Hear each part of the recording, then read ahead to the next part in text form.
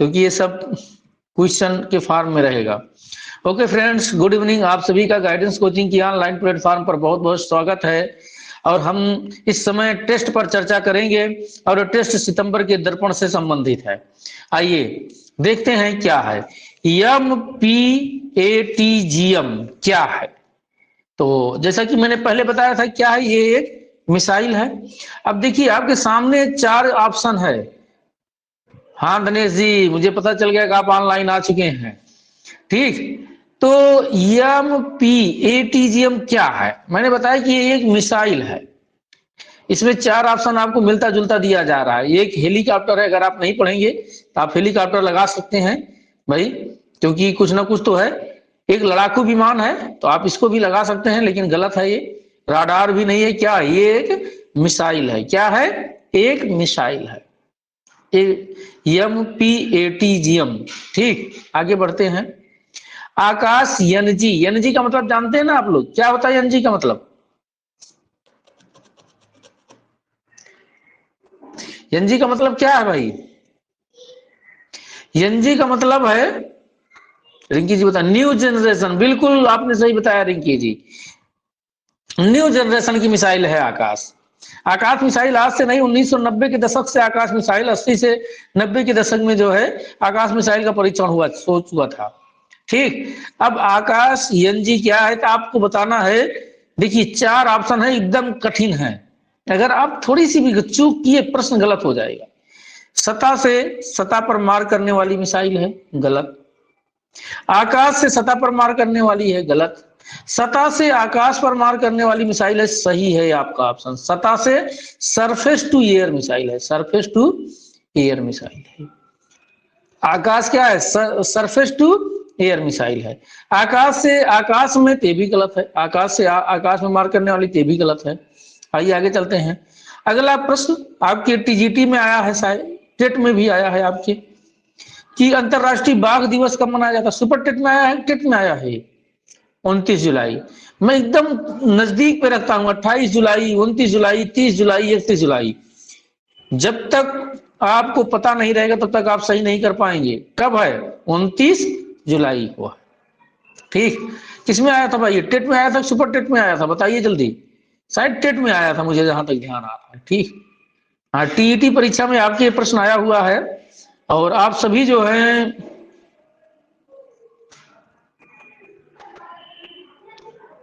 हाँ ये आपके TET में आया हुआ प्रश्न है, मुझे जहां तक लग रहा है। ठीक, तो इंपॉर्टेंट प्रश्न है, आप सभी लोग इसे नोट कर लीजिएगा। हाँ देखिए, बहुत महत्वपूर्ण प्रश्न आया था। इलाहाबाद उच्च न्यायालय की स्थापना कब की गई थी? इलाहाबाद उच्च न्यायालय की स्थापना कब की गई थी? 17 मार्च 1866। वैसे डेट बहुत कम मिलती है, 1866 ही ज्यादा पूछा जाता है। ठीक है, 1866 ज्यादा पूछा जाता है। ठीक, 1866 ज्यादा पूछा जाता है, लेकिन 17 मार्च भी आप लर्न किए रहिएगा, क्योंकि आपके एग्जाम की दृष्टि से बहुत महत्वपूर्ण है ये। आगे बढ़ते हैं हम। विश्व हेपेटाइटिस दिवस कब मनाया जाता है?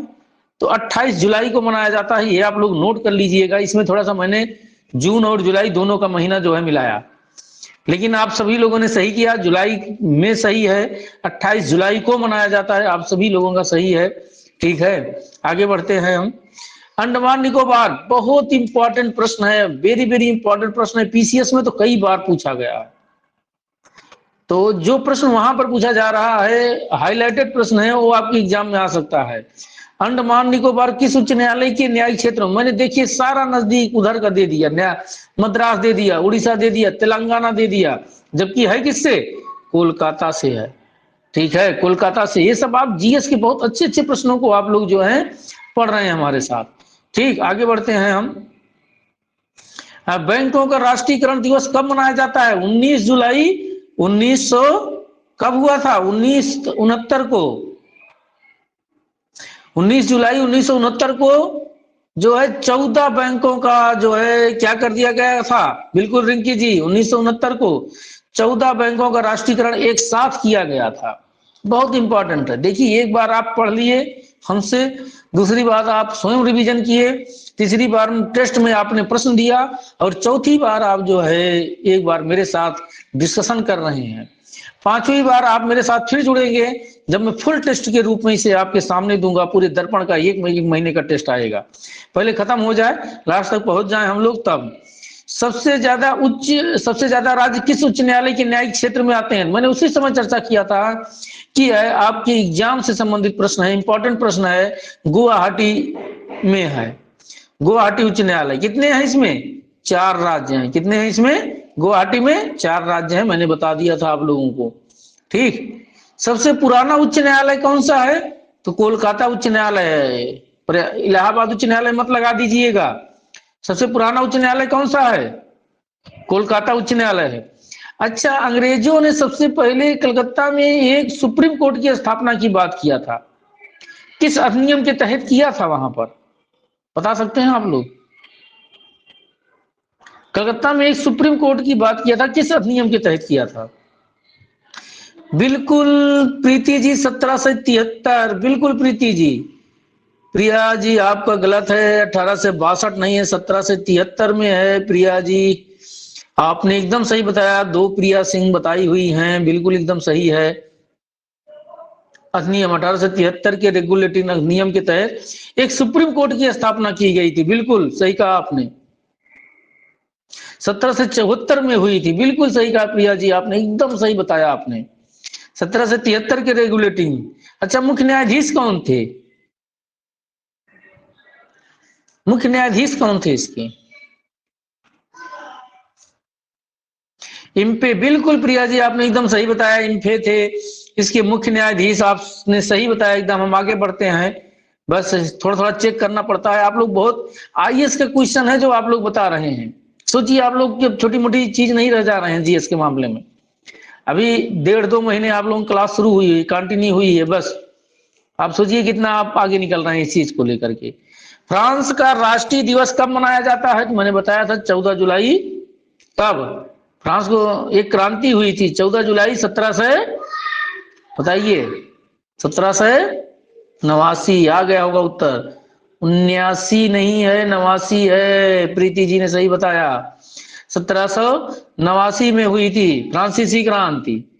बिल्कुल रेणु जी आपने सही बताया। इसी दिन इस फ्रांसीसी क्रांति ने विश्व को 3 महत्वपूर्ण चीजें दिया है। क्या दिया है बताइए? अभी चर्चा किए थे 2 दिन पहले की क्लास में, या इसकी पिछली क्लास में चर्चा किए थे हम। 3 महत्वपूर्ण चीजें दिया है विश्व को। क्या है 3 महत्वपूर्ण चीजें? कुछ है? मैं बता रहा हूं, समानता,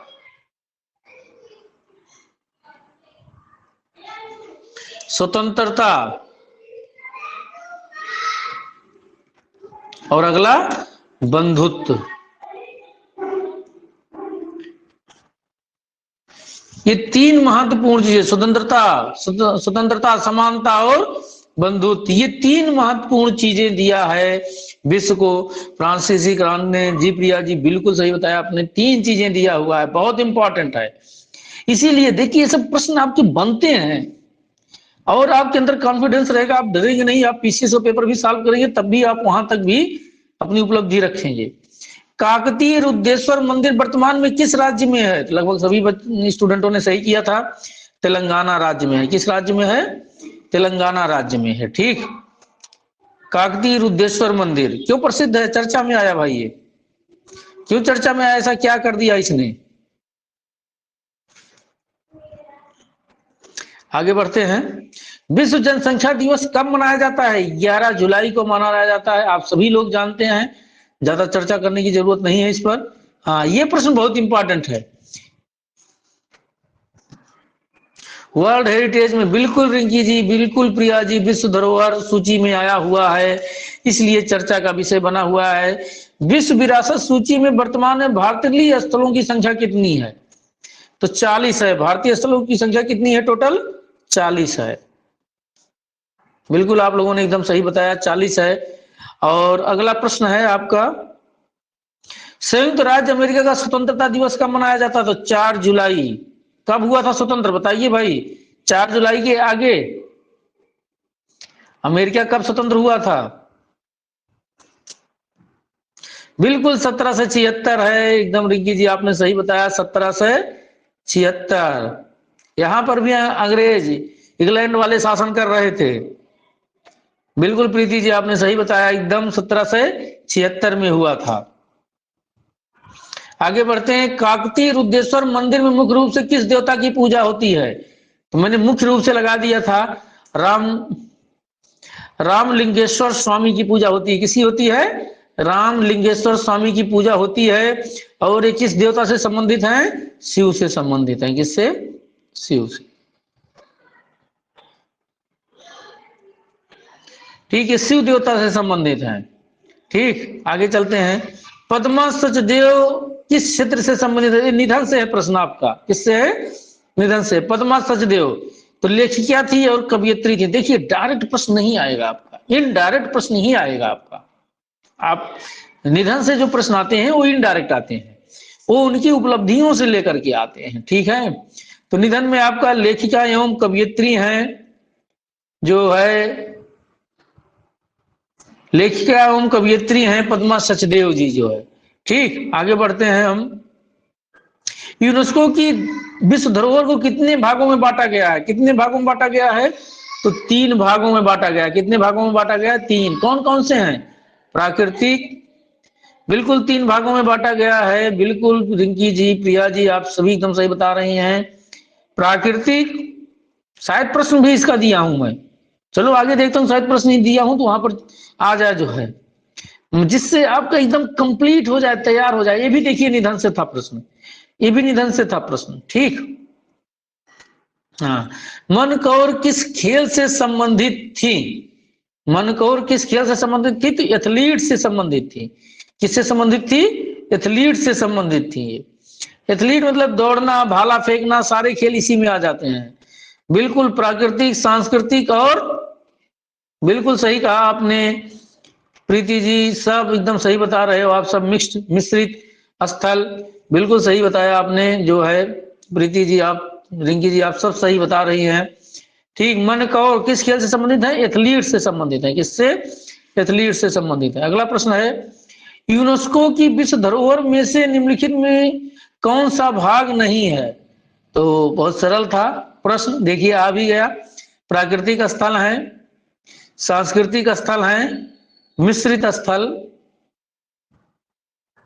भी हैं, और इसमें कृत्रिम स्थल नहीं होंगे। देखिए यहां पर आपको ध्यान देना था, मैं प्रश्न पूछ रहा हूं, भाग नहीं है। तो कभी कभी पूरा प्रश्न न पढ़ने से भी प्रश्न क्या हो जाता है? गलत हो जाता है। इसलिए प्रश्न को ध्यान से पढ़ना चाहिए। कौन सा भाग नहीं है? नहीं मतलब कृत्रिम नहीं है, 3 है ये आपके। ठीक, तो कभी कभी प्रश्न यहां से भी गलत हो जाता है, इसको आप लोग ध्यान दीजिएगा। अगला प्रश्न है, महाराष्ट्र का सर्वश्रेष्ठ पुरस्कार महाभूषण। तो एक प्रश्न तो इसी में समाहित कर दिया कि महाराष्ट्र का सर्वश्रेष्ठ पुरस्कार कौन सा है? महाभूषण है। ठीक, ये तो यही पर हो गया कि अब आपको कभी नहीं भूलेगा कि महाराष्ट्र का सर्वश्रेष्ठ पुरस्कार कौन सा है। अब 2021 वाला दिया किसे गया है? तो आशा भोसले को दिया गया। बहुत इंपॉर्टेंट था ये, क्योंकि इसलिए नहीं इंपॉर्टेंट है, जिस पर्सनालिटी को दिया गया है उस पर्सनालिटी के कारण ये प्रश्न आपका क्या बन जा रहा है? इंपॉर्टेंट बन जा रहा है। ठीक, आगे बढ़ते हैं हम। ठीक, हाँ, निम्नलिखित में से कौन सा एक यूनेस्को के प्राकृतिक स्थल में शामिल नहीं है?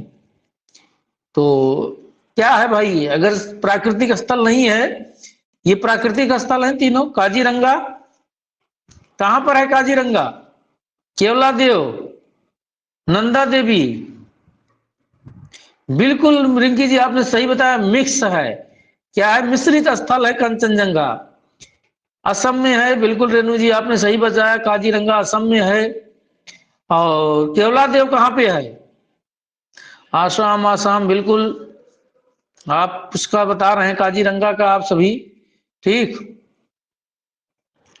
तो कंचनजंगा क्या है? मिश्रित स्थल है, राजस्थान में। राजस्थान बिल्कुल सही बताया आप लोगों ने, केवलादेव राजस्थान में है। क्या है? पश्चिम बिहार है। किस चीज के लिए प्रसिद्ध है? ठीक, चर्चा करते रहेंगे, इसको बृहद रूप से संलग्न करा देंगे आप सभी लोगों का। ठीक, ये सिक्किम में है। कहाँ है भाई बताइए जल्दी? पश्चिम बिहार है, बिल्कुल सही कहा आपने, पश्चिम बिहार है। सब लर्न करा दूंगा, ये तो मेरी जिम्मेदारी है इसको लर्न कराना, क्योंकि जब पूरा लर्न करा दूंगा तो आप लोगों को कहीं कोई दिक्कत नहीं रहेगी। अगला प्रश्न है, कान फिल्म महोत्सव 2021 के 74वें वार्षिक पुरस्कार में सर्वश्रेष्ठ अभिनेत्री का पुरस्कार तो जूलिया डुकोर नाउ को दिया गया था। ठीक, कठिन कठिन शब्द हैं, कभी कभी प्रिंट करने में गलत हो जाते हैं। ठीक, हालांकि आप सब लोग समझदार हैं, समझ लेते हैं कि प्रश्न का उद्देश्य क्या है। तो जूलिया डुकोर नाउ को दिया गया था, किसको दिया गया था? जूलिया डुकोर नाउ को, इन तीनों को नहीं दिया गया था। ठीक, आगे बढ़ते हैं। कंचनजंगा राष्ट्रीय पार्क किस राज्य में स्थित है? तो आ गया उत्तर आपका, किस राज्य में है कंचनजंगा? सिक्किम में है, देख लीजिए, असम में नहीं है, अरुणाचल प्रदेश में नहीं है, नागालैंड में नहीं है, किस राज्य में है? सिक्किम में। कैसा है? मिश्रित स्थल है। कैसा है? मिश्रित स्थल की श्रेणी में आता है।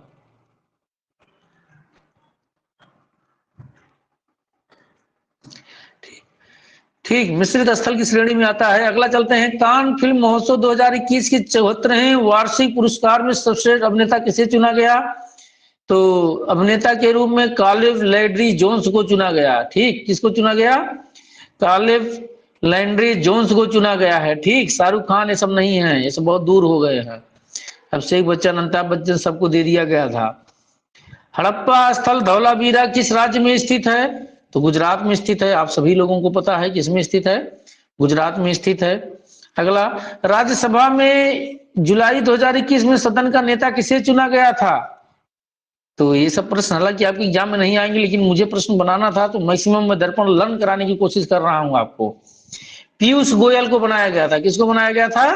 पीयूष गोयल को। स्मृति ईरानी, अमित शाह ये सब नहीं है उसमें। आगे बढ़ते हैं।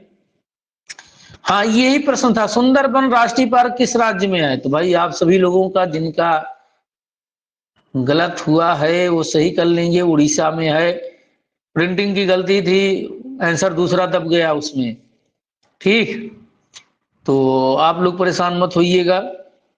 ठीक, हाँ, प्रश्न दूसरा दब गया था। उड़ीसा पश्चिम बंगाल में भी ही है सुंदरबन। अगला है, सीबीडीसी का फुल फॉर्म क्या है? सेंट्रल बैंक डिजिटल करेंसी है। हालांकि कठिन प्रश्न है, आप लोगों से ऊपर का प्रश्न है, लेकिन फिर भी मैंने दे दिया था, दर्पण से मुझे प्रश्न देना था।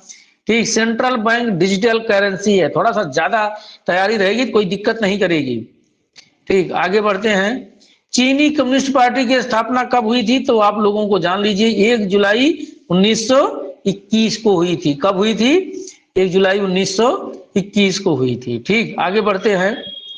33वें ग्रीष्मकालीन, मैंने सारा दे दिया था, आप सभी लोगों का लर्न करा दूंगा। 33वां दिया था, 34वां दिया था और 35वां दिया था, तीनों दिया था। मैंने कहा तीन के तीनों प्रश्न दो, तीनों में से कोई ना कोई तो आपके एग्जाम में रहेगा ही। ठीक, तो मैंने इसीलिए तीनों को उठा के दे दिया। अब आपका तीनों तैयार होगा। आप नहीं सोच सकते रहेंगे कि टेस्ट में मेरा तीनों आएगा, कोई एक आएगा, आपके दिमाग में चल रहा होगा। ठीक, 33वें ग्रीष्मकालीन ओलंपिक कब और कहां संपन्न हुआ? तो पेरिस में संपन्न हुआ, 2024 में संपन्न हुआ। ठीक, आगे बढ़ते हैं। काजीरंगा राष्ट्रीय पार्क किस राज्य में स्थित है? देखिए यहाँ पे आ गया आपका, असम में है। ये सब आपके एग्जाम में आते हैं, इसलिए प्रश्नों को मैंने यहाँ पर इंक्लूड किया। अगला है, प्रधानमंत्री मातृ वंदना योजना किससे संबंधित है? बहुत इंपॉर्टेंट है, चर्चा में रह रही है। गर्भवती एवं शिशुओं को स्तनपान कराने वाली महिलाओं से संबंधित है ये। पिछली बार जब मैंने टेट में पढ़ाया था बहुत ध्यान दिलवाया था, सुपर टेट में, तभी से योजना चल रही है। 34वें ग्रीष्मकालीन ओलंपिक खेल कब और कहां संपन्न हुए? तो लॉस एंजल्स में संपन्न होगा, लॉस एंजल्स में 2028 में होगा। ठीक, आगे बढ़ते हैं। 35वें ग्रीष्मकालीन ओलंपिक खेलों का आयोजन कब और कहां होगा? तो कब होगा और कहां होगा? ब्रिस्बेन में होगा और 2032 में होगा। तो 2024, 2028, 2032 तीनों डेट आ गई है आपके सामने। 32 वाला ब्रिस्बेन है, 28 वाला लॉस एंजल्स है और 24 वाला कौन सा है भाई? पेरिस है। कौन सा है बताइए जल्दी? 24 वाला फ्रांस की राजधानी पेरिस में गए। टोक्यो, टोक्यो कौन सा है? 2020 वाला है। ठीक, पेरिस में होगा बिल्कुल, 2036 नहीं 2020 वाला है, हो चुका है यहाँ पे। यहाँ क्या पैरा ओलंपिक हो चुका। तो ये आपके सामने कुछ क्वेश्चन थे। अभी एक क्वेश्चन और बचा है क्या? हाँ, केवलादेव देख लीजिए, सारे प्रश्न मैंने दे दिया था प्रश्न के रूप में, चर्चा तो वही हो गई। केवलादेव राष्ट्रीय पार्क किस राज्य में स्थित है? तो राजस्थान में। ये सारे प्रश्न आते हैं, इसलिए मैंने इस पर चर्चा किया। ये आपके प्रश्न थे जिन पर मैंने चर्चा किया। अब पहले रिकॉर्डिंग क्लास इसकी बंद करते हैं, फिर आपसे मिल जाएगा। Okay friends, good evening. आप सभी का गाइडेंस कोचिंग की ऑनलाइन प्लेटफॉर्म पर बहुत बहुत स्वागत है। हम चर्चा करने चल रहे हैं हिंदी के टेस्ट पर, जो सुपर टेट, यूपी पुलिस और एसआई की परीक्षा से बहुत ही महत्वपूर्ण है उसके लिए। ठीक, आइए। हाँ, हिंदी के टेस्ट में आइए। अच्छा, वो नंबरिंग में बता दूंगा, बाद में बता दूंगा कौन कितना नंबर पाया था। मैंने ग्रुप में भेज दिया था, टॉपर रिंकी जी थी, उनको बहुत बहुत बधाई इस प्लेटफॉर्म से, और सभी की तरफ से बधाई उनको कि हिंदी में भी उन्होंने अपनी बहुत बड़ी उपलब्धि हासिल किया था। 50 में 50 क्वेश्चन सही किया था, माने रखता है, पूर्णांक को लाना। ठीक, आइए। इसमें निम्नलिखित प्रश्नों को ध्यानपूर्वक पढ़िए और उनके अनुरूप उत्तर दीजिए। 49 था रिंकी जी, ऋचा जी का। हाँ, ऋचा जी को भी बहुत बहुत बधाई, बहुत बहुत बधाई ऋचा जी को। ठीक, जिनका भी था मुझे ध्यान नहीं आ रहा, मैं फिर चर्चा कर लूंगा उस पर। ठीक, निम्नलिखित प्रश्नों को ध्यानपूर्वक पढ़िए और उनके अनुरूप उत्तर दीजिए। निम्नलिखित में से अशुद्ध बर्तनी वाला शब्द का चयन करिए। ठीक, अशुद्ध बर्तनी वाले शब्द का चयन करिए। कवयित्री कैसे लिखा जाता है? कवयित्री भाई लिख के बताइए। मैंने टेस्ट किया, जब मैं ऑफलाइन क्लास पढ़ाता था तो इसको बीच बीच में इस पर चर्चा कर लेता था। ये देखिए यहाँ पर लिखा हुआ है आपके, कवयित्री कैसे लिखा जाता है? कवयित्री। अभी तो मान लीजिए ये आपका, इसमें केवल कवयित्री लिखा था, बाकी आता है निम्नलिखित से शुद्ध बर्तनी वाला शब्द चुनिए। तो कवयित्री 4 फॉर्म में लिखा जाएगा और एक सही रहेगा उसमें से। ठीक, बिल्कुल रेणु जी आपने एकदम सही लिखा है, कवयित्री। ठीक, हाँ, कवयित्री आपने एकदम सही लिखा है, बिल्कुल। ऋचा जी आपने भी एकदम सही लिखा, कवयित्री। अभी बहुत सरल प्रश्न मैंने बनाया था हिंदी का, संस्कृत का मीडियम में आ गया था आपका टेस्ट जो है, संस्कृत वाला टेस्ट मीडियम वाला था। ठीक, और हमारा वाला एकदम नॉर्मल कर दिया था मैंने। मैं देखना चाहता था कि आप लोगों को कितनी समस्या हो सकती है कि नहीं हो सकती है। गलत है ऋचा का। हाँ ऋचा जी, गलत है ऋचा जी, हमने ध्यान नहीं दिया आपका, तुरंत गलती कर देंगे। कवयित्री का सबसे बड़ी समस्या है कि अगर थोड़ा सा, ये भाई देखिए, का और वा खाली रहेंगे, अपने दिमाग में याद कर लो, कब ही रहेगा। ठीक, अच्छा, बिल्कुल टाइपिंग मिस्टेक होगा, मुझे पता है आपका एकदम टाइपिंग मिस्टेक ही होगा ये। हम्म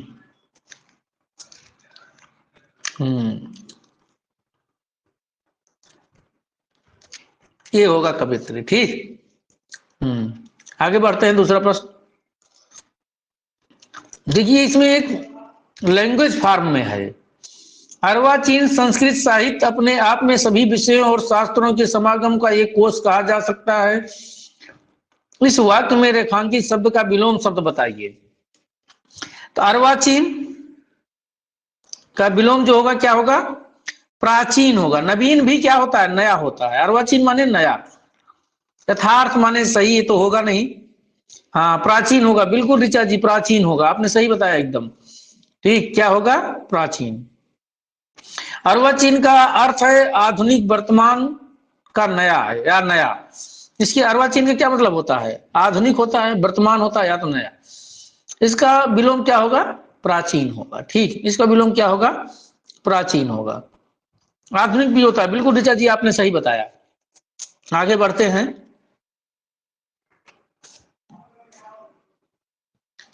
आपकी बार थोड़ा सा प्रश्न के फॉर्म में था, उसके बाद उत्तर था। निम्नलिखित प्रश्नों को उत्तर पढ़िए और प्रश्नों के उत्तर देने के लिए उचित विकल्प का चयन कीजिए। करुण रस का स्थायी भाव क्या है? तो जितने भी स्थायी भाव हैं वो सभी आप सब लोग नोट कर लीजिएगा, जितने भी स्थायी भाव हैं। ठीक, करुण रस का स्थायी भाव बिल्कुल शोक है। अच्छा जी, बिल्कुल शोक है। ठीक, करुण रस का स्थायी भाव क्या है? शोक है। यहाँ पर भी दिया हुआ है, देखिए व्याख्या भी है आपके उत्तर में, व्याख्या भी आपको मिल रही है इसमें। ठीक, आगे बढ़ते हैं। अगला प्रश्न है, संस्कार शब्द में किस उपसर्ग का प्रयोग हुआ है? संस्कार शब्द में किस उपसर्ग का प्रयोग हुआ है? तो बताइए किस उपसर्ग का है? सम का है। किसका है? सम उपसर्ग का है। किसका है? सम उपसर्ग का प्रयोग हुआ है। ये उपसर्ग, उपसर्ग किसे कहते हैं? उपसर्ग धात के आगे लगता है कि पीछे लगता है उपसर्ग? उप माने समीप, आगे लगता है। बिल्कुल आप लोग एकदम सही बता रहे हैं, उप माने समीप। जिस शब्द के समीप आ जाए उसे उपसर्ग कहते हैं। अर्थ को बदल दे, उसमें सक्रियता ला दे, उसमें संस्कृत। बिल्कुल मांडवी सही बताया आपने, धातु कि आगे लगता है। ठीक है, क्या लगता है? और प्रत्यय, प्रत्यय कहां लगता है? पीछे लगता है कि आगे? पीछे लगता है। प्रत्यय कहां लगता है? पीछे लगता है। जब आप लोग बताएंगे तो बहुत अच्छी तरह से एकदम रटा देंगे, आपको सारी चीजें एकदम रटा देंगे, क्योंकि ये सब मेरा रटा हुआ है। ठीक, नोट भी करा देंगे, नोट कराते हुए भी चलेंगे। हिंदी की क्लास, पहले करंट की क्लास खत्म हो। करंट आपका एकदम नवीन में लेकर आए हैं। जैसे मार्च अप्रैल का करंट अप्रैल में ही पढ़ूंगा, चर्चा करूंगा मैं। ठीक, अप्रैल का करंट अप्रैल में ही चर्चा होगी अब लेगा आप सभी का। ठीक है, आगे बढ़ते हैं हम। निम्नलिखित वाक्यों में से किसमें अकर्मक क्रिया, अकर्मक क्रिया का मतलब क्या होता है? जैसे अकर्मक क्रिया का मतलब क्या होता है? जिसमें कोई क्रिया ना हो रही हो, एक्टिव ना हो, ठीक न? सक्रियता ना हो। अकर्मक माने क्या होता है? बिल्कुल सही कहा आपने, कर्म ना हो। बिल्कुल ऋचा जी आपने सही कहा, जिसमें कर्म ना हो। कर्म कब होगा? जब काम करोगे। जब काम करोगे तभी तो कर्म होगा। और जब कोई काम ही नहीं कर रहे हो तो कर्म कहां से आएगा? ठीक,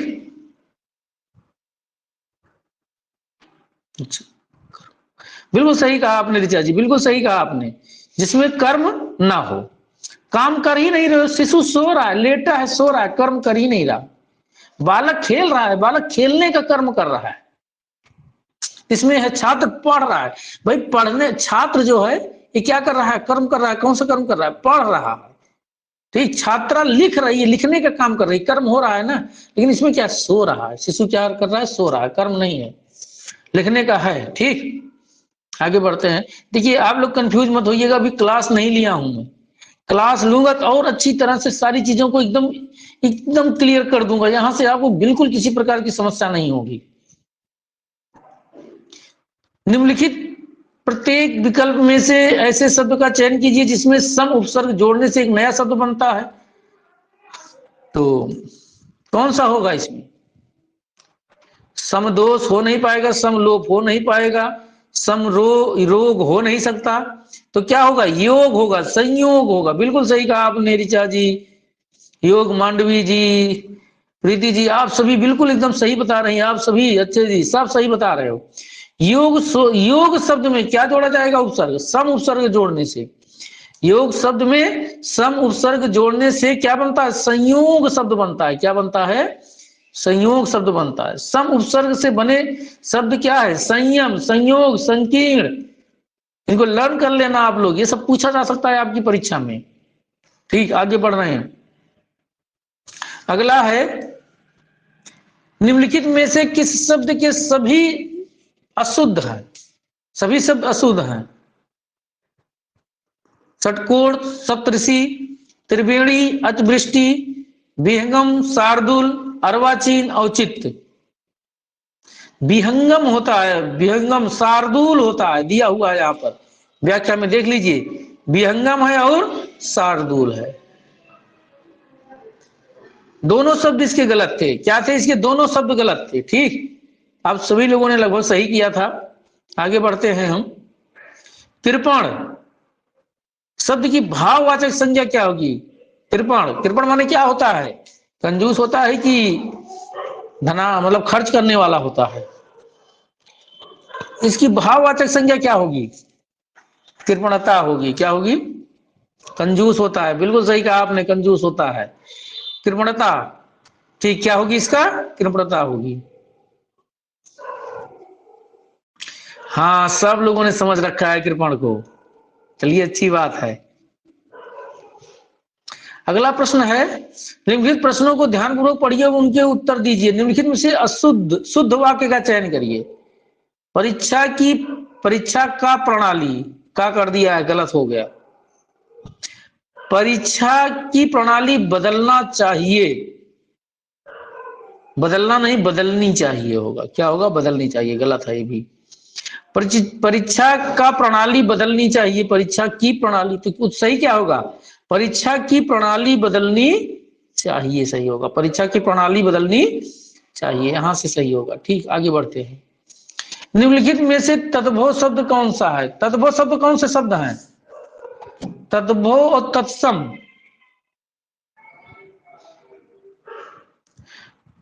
और तत्सम और तद्भव यहां पे दिया। तद्भव तत्सम शब्द ऐसे शब्द होते हैं जो सीधे कहां से चले जाते हैं? संस्कृत से हिंदी में आ जाते हैं।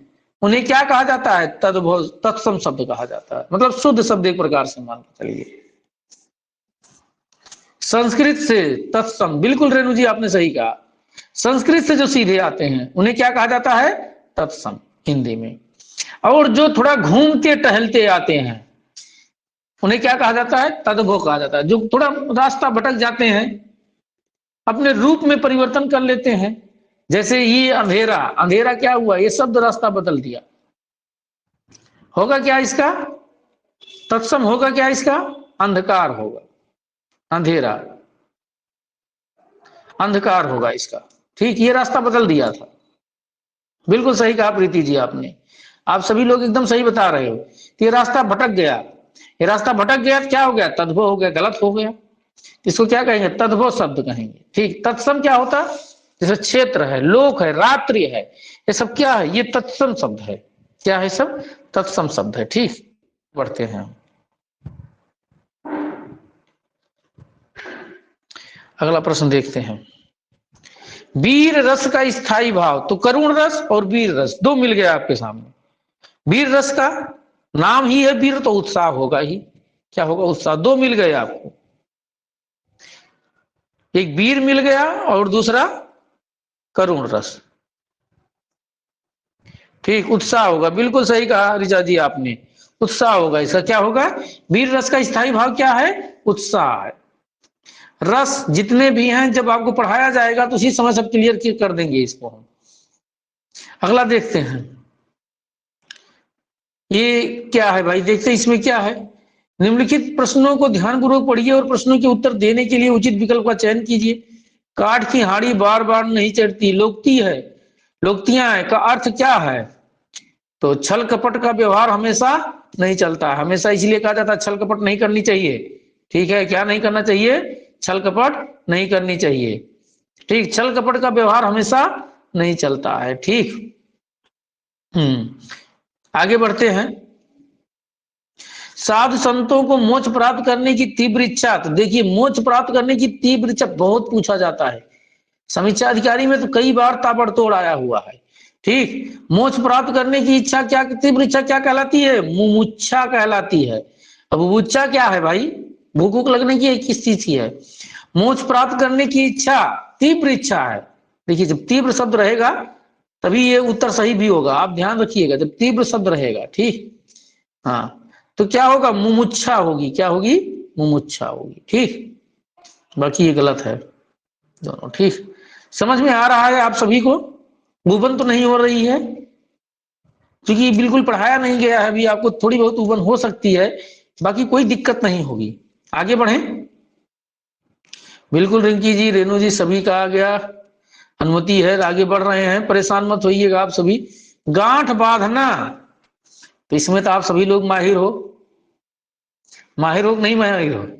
बिल्कुल गांठ बांध लिया करो, याद रखा करो। जो कह रहा है अभी, उसका जवाब अभी नहीं, समय पर जवाब देने की कोशिश करो।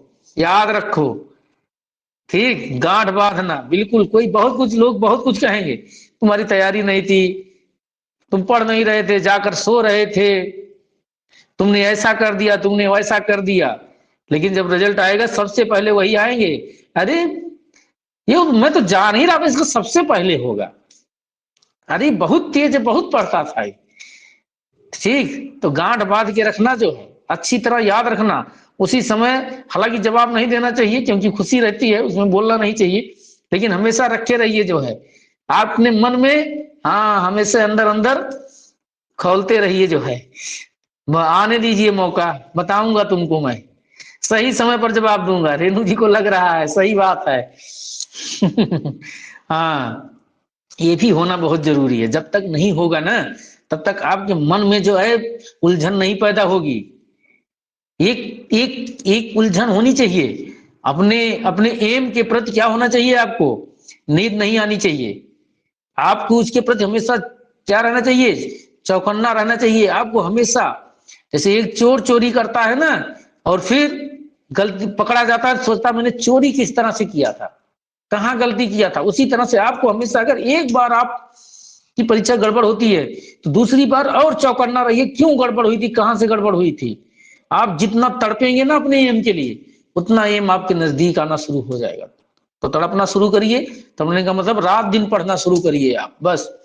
इसके और शॉर्टकट कोई भी तरीका नहीं। अगर कोई कहे मैं नकल करा दूंगा तो पढ़े रहोगे, तभी शॉर्टकट तरीका। आपका पड़ोसी भी जो बगल में बैठेगा तभी समझदार मिलेगा आपको।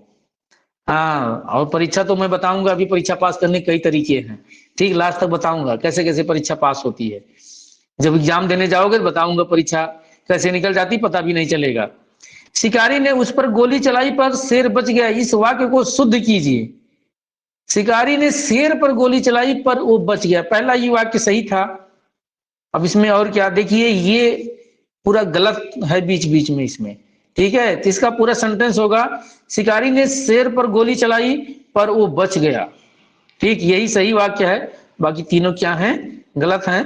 आगे बढ़ते हैं हम।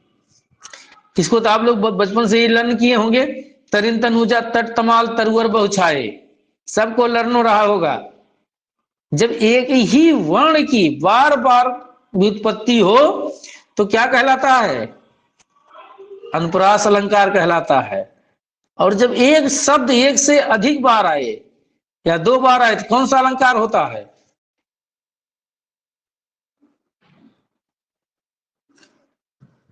यमक अलंकार होता है, बिल्कुल सही कहा। अच्छा, वो तीसरा अलंकार कौन सा है जो अनुप्रास की श्रेणी में आता है, जब एक ही शब्द एक ही जगह पर प्रयुक्त होकर भिन्न भिन्न अर्थ देता है।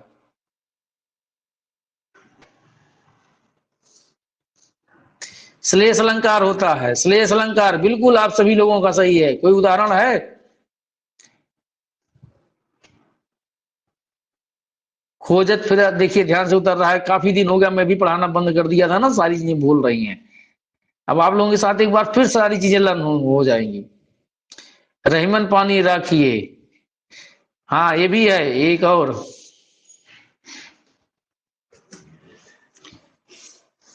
हाँ एक याद है वो, जो ध्यान नहीं आ रहा है, जो काफी पूछा भी जाता है आप लोगों के एग्जाम में। सुबरन को खोजत फिरत कब व्यभिचारी चोर, ठीक, सुबरन को खोजत फिरत कब व्यभिचारी चोर। तो ये है, थोड़ा सा मुझे ध्यान नहीं आ रहा पूरा। हाँ, कनक, कनक वाला है, बिल्कुल सही कहा आपने, ठीक। आंख का नीर ढल जाना मुहावरे का अर्थ है, आंख का नीर ढल जाना मुहावरे का अर्थ है क्या है, निर्लज्ज हो जाना, कोई लज्जा नहीं रह गई, चाहे जो कुछ भी कहे। हाँ, हम कंपटीशन वाले यही हो ही जाते हैं, तैयारी करने वाले निर्लज्ज हो जाते हैं सबकी सुनते सुनते जो है। हाँ, कि अब इसका तो हो चुका अब आगे कुछ नहीं कर पाएगा, तो आप लोगों को भी सुनना पड़ता होगा। हम तो बहरहाल उससे बाहर चले आए, ठीक। लेकिन आप लोग बताना कि सब कुछ हो जाएगा हमसे, देखना मेरा समय आने दो बस, केवल अब वो दिन दूर नहीं जब हम भी अपना झंडा लहराएंगे, ठीक। बिल्कुल मांडवी जी, एकदम एकदम जान लीजिए कि बात मन में ही रखिए। जब कोई कुछ भी कहे तो जवाब तुरंत नहीं, समय का इंतजार, और ईंट का जवाब पत्थर से देने की कोशिश करो। अपना रिजल्ट लाओ, सब अपनी आप शांत हो जाएंगे। चारों तरफ से शांति शांति ही नजर आएगी आपको, रिजल्ट आएगा तो। निम्नलिखित में से कौन सा शब्द शत्रु का पर्यायवाची नहीं है? तो मनुज, क्या नहीं है? मनुज नहीं है, बिल्कुल सही है, मनुज नहीं है। बाकी आर्य माने भी शत्रु होता है, रिपु माने भी, बैरी माने तो आप सब लोग जान ही रहे हैं। आगे बढ़ते हैं। निम्नलिखित में से तालव्य व्यंजन कौन से हैं? तो आप इसमें से बहुत प्रश्न आते हैं। मैं आपको एक ट्रिक बता दूंगा, उसी से मैं जब पढ़ाऊंगा तो सारे आपको लर्न हो जाएंगे, आपका कभी भी गलत नहीं होगा। आप मान करके चलिएगा, ये सारी चीजें मैं ट्रिक से बताऊंगा ये सब, क्योंकि हम लोगों को बहुत पढ़ना रहता है पीसीएस में, और यहां से प्रश्न सब आते हैं हम लोगों के यहाँ। तो कितनी चीजें याद करूंगा। और मैंने पहले भी बताया आपको कि मैं एक चीज लर्न करने के लिए दूसरी चीज उसके साथ जोड़ देता था, डबल मेहनत आदत पड़ गई थी, क्या करूं। ठीक, तो पीसीएस में बहुत ज्यादा आता है, तो मैं ये सब ट्रिक्स बता दूंगा आपको, बस आप देखते ही। हाँ, चा छा चयस ताल से, चयस ताल से, ये मतलब जितने हैं। अब चलो उसी समय बताऊंगा, चर्चा करूंगा, आज समय ज्यादा नहीं दूंगा इस पर। हिंदी की जब चर्चा करूंगा तो पूरा बढ़िया से हिंदी आपकी एकदम क्लियर हो जाएगी। ठीक है, कहीं से एक भी प्रश्न गलत नहीं आएंगे आपके। ठीक, 15 नंबर की हिंदी हो जाएगी आपकी। छाती पीटना मुहावरे का अर्थ है, तो मूर्ख बनाना नहीं होगा, अपमानित करना नहीं होगा, किसी को प्रताड़ित करना नहीं, शोक से व्याकुल होना। नया प्रश्न था छाती पीटना, चूंकि अब जो प्रश्न फिर से नए प्रचलन में आ रहे हैं वही आपके लिए इंपॉर्टेंट है। आगे बढ़ते हैं। यारा लावा, देखिए अंतस्थ व्यंजन है, ये सारे प्रश्न हैं आपके। सुपर टेट, टेट, पीसीएस, मतलब हर जगह ये प्रश्न पूछे जाते हैं। आपको मैं बता रहा हूं पीसीएस में बहुत आता है ये प्रश्न, और सुपर टेट में भी आता है, टेट में भी आता है, और बीएड वगैरह में तो आएगा ही आएगा। ठीक, तो आप सब लोग तैयारी एक अच्छी कर रहे हो, अच्छे अच्छे प्रश्न सारे आएंगे। या रा लावा किस वर्ग के व्यंजन है? अंत्यस्थ व्यंजन है। धूमिल का विलोम, धूमिल माने संध्या का जो समय होता है उसे धूमिल कहा जाता है, क्या होगा? उज्जवल होगा। क्या होगा? उज्जवल होगा। आगे बढ़ते हैं। जागृत विलोम शब्द क्या है? जागृत का, जागृत मतलब जागना, सुषुप्त माने शांत हो जाना। सुषुप्त माने क्या होता है? शांत हो जाना। क्या होता है? सुषुप्त होगा। जागृत का विलोम क्या होगा? सुषुप्त होगा। आगे बढ़े। निम्नलिखित में से किस विकल्प के सभी शब्द शुद्ध हैं? तो सामर्थ्य और अंतर ध्यान इसी के हैं। सामर्थ्य और अंतर ध्यान, सामर्थ्य और अंतर, ये सारे प्रश्न आपके एग्जाम में आए हुए हैं कहीं ना कहीं। जिन प्रश्नों पर हम चर्चा कर रहे हैं वो कहीं ना कहीं आपके एग्जाम में आए हुए हैं। आगे बढ़ते हैं। निम्नलिखित में से तद्भव, वही पुराना प्रश्न फिर रिपीट हो गया था। शिशु शब्द की भाववाचक संज्ञा बताइए। सैसो होगी। क्या होगी? सैसो। जब ज्यादा प्रश्न आने लगते हैं तो समझ में नहीं आता और रिवीजन हो ही जाते हैं एक दो प्रश्न। ठीक, शिशु शब्द की भाववाचक संज्ञा बताइए, तो सैसो होगी।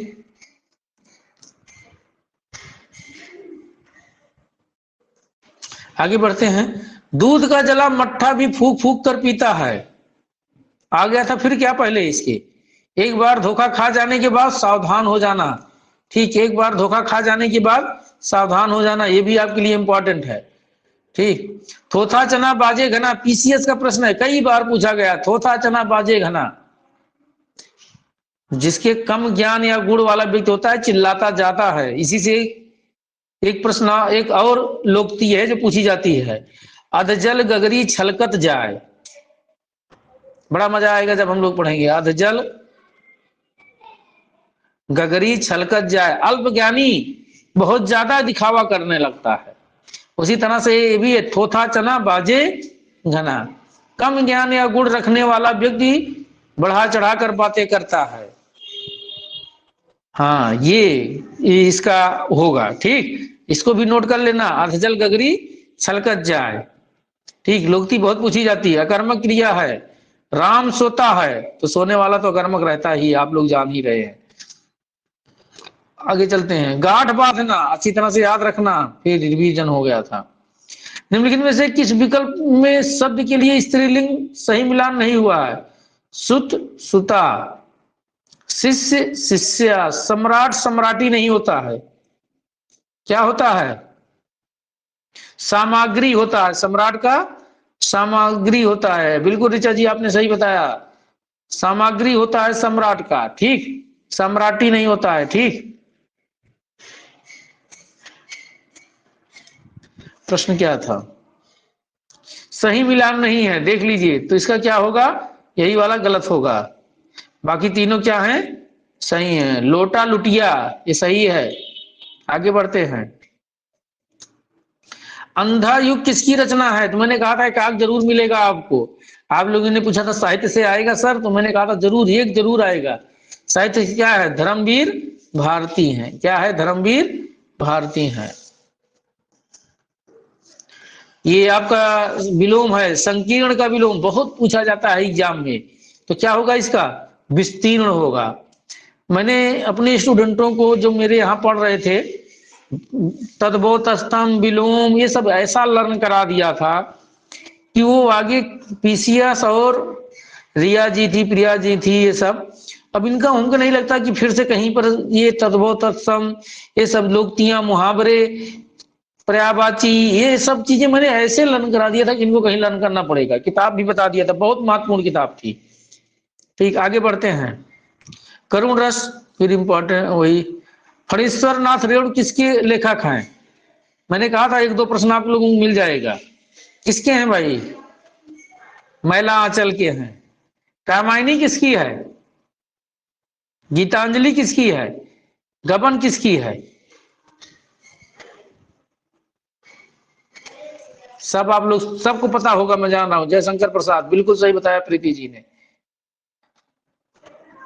गबन मुंशी प्रेमचंद की है। बिल्कुल बिल्कुल बिल्कुल, जिनको नहीं पता होगा लोग नोट कर लेंगे। प्रेमचंद की गबन क्या हो। आगे बढ़ते हैं। दो प्रश्न और बचे हैं बस, आप लोग घबराइएगा मत, दो प्रश्न और बचे हैं। निम्नलिखित में से किस विकल्प के सभी शब्द शुद्ध हैं? सामर्थ्य और अंतर्ध्यान, ये तो हो ही चुका है। निम्नलिखित में से किस वाक्य में कर्मक क्रिया प्रयुक्त हो? राम सोता, ये भी हो चुका है, कोई मतलब नहीं। तो ये आपका टेस्ट के प्रश्न थे जो चर्चा हुई है, जो है, ठीक है। गीतांजलि रविन्द्रनाथ टैगोर जी की है, बिल्कुल सही कहा आपने। रिगार्डिंग क्लास बंद करता हूं।